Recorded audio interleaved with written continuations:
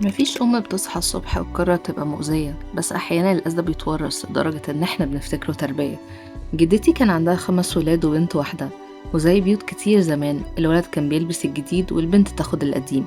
الولد يخرج ويعيش حياته، البنت تتربى على الخوف، ممنوع تخرج، ممنوع تتكلم، ممنوع يبقى ليها رأي. ضرب وإهانة وقسوة. زمان كنت بسأل إزاي أم تعمل كده في بنتها، لكن لما كبرت بقيت أسأل سؤال تاني خالص: مين عمل كده في الأم نفسها؟ مين علمها إن الخوف تربية وإن القسوة حب؟ الحقيقة إن كتير من الناس ما تعلموش يحبوا، تعلموا يتحملوا، وده اللي بنسميه دايرة الأذى.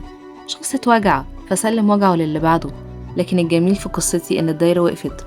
أمي رغم اللي عاشته ما سلمتش الوجع ده لينا، اختارت الرحمة بدل القسوة والاحتواء بدل الخوف. وهنا فهمت إن كسر دايرة الأذى مش معناه نلوم اللي قبلنا، معناه إننا نقرر إن الألم ما يكملش بعدنا.